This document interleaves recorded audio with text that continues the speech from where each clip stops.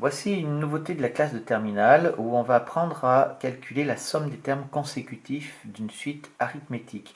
Alors ça vient de problèmes de physique, de problèmes de technologie, qu'on a modélisé par une suite arithmétique et on va souvent avoir besoin d'ajouter tous les termes de la suite arithmétique pour souhaiter répondre à un problème donné. Donc en fait on va calculer des sommes qui sont comme ça, U0 plus U1 plus etc. Tous les termes qui suivent, hein, ça va de U0 à U17 sans en oublier un seul.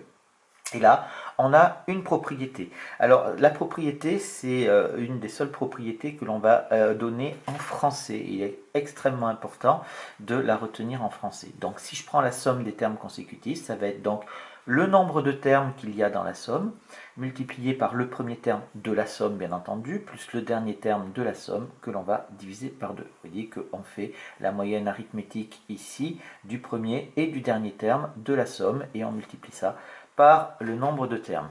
Attention, pour calculer le nombre de termes, c'est le dernier indice moins le premier indice plus 1. Regardez ici sur des exemples, en fait ça se comprend bien. Si je prends ici, vous voyez U0 plus U1 plus U2, eh bien je m'arrête, je pars de U0 et je vais jusqu'à U2, mais j'ai 3 termes, donc j'en ai un de plus, ça fait donc 2 moins 0 plus 1. Si je fais U0 plus U1 plus U2 plus U3 plus U4 plus U5, c'est pareil, j'en ai 6, j'ai 6 termes, or je vais jusqu'à U5. Bon, si je veux le nombre de termes, c'est 5 moins 0 plus 1, ça me fait 6. D'accord? Alors, ici, nous allons faire un exercice type de façon très mathématique et bien entendu, votre problème vous sera de reconnaître cette question-là dans un exercice extrêmement concret et de voir qu'on vous demande effectivement la somme des termes consécutifs de la suite arithmétique. Donc, on dispose d'une suite qui est comme ceci et on vous demande de calculer la somme. Déjà, il va falloir dire qu'il s'agit d'une suite arithmétique. Donc, déjà, on dit que on reconnaît donc UN est une suite arithmétique. Et on va dire donc, on va toujours donner la raison arithmétique de raison 5. Ici, puisqu'on a UN plus 5.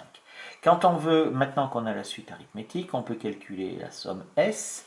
La somme S, c'est donc quoi? On va de U0 jusqu'à U15. Donc ça nous fait ici le nombre de termes, c'est 15 moins 0 plus 1, que l'on peut mettre directement, hein, c'est facile, vous pouvez mettre 16, mais faites attention de ne pas vous tromper. Multiplié par le premier terme, c'est-à-dire U0, plus le dernier terme, c'est-à-dire U15, divisé par 2. Alors, ça c'est donc la formule, on a appliqué la formule, donc le nombre de termes multiplié par le premier plus le dernier divisé par 2. Alors, ça, il n'y a pas de problème. Ça, il n'y a pas de problème, U0 on l'a, il vaut 3.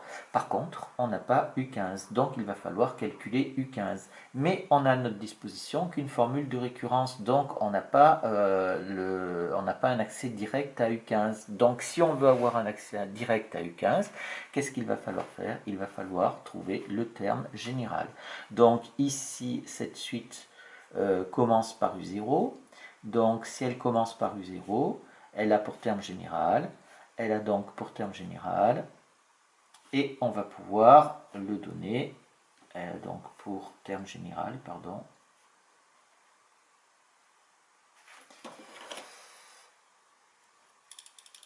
Elle a donc pour terme général, pour tout n appartenant à n, un qui va être égal à u0 plus nr, puisqu'elle commence par u0. Ce qui me fait donc un est égal à u0, c'est-à-dire 3, plus nr, la raison c'est 5, ça nous fait donc plus 5n. Et maintenant qu'on a ici le terme général, eh bien je vais pouvoir calculer u15 directement, qui va me faire donc est égal à 3 plus 5 fois 15, ce qui me fait 78. Et j'ai donc maintenant tout ce qu'il me faut pour calculer ma somme. Je vais pouvoir donc dire que S va être égal à 15 moins 0 plus 1, ça me fait donc 16, fois U0, c'est-à-dire 3, plus 78 pour U15, divisé par 2 ici. Et ça me fait ici, si je le calcule, ça me fait 644. 8. Voilà comment est-ce qu'on calcule la somme des termes consécutifs. Donc vous appliquez la formule. Attention, il faudra trouver le terme général, même s'il ne vous est pas demandé, pour pouvoir calculer le dernier terme.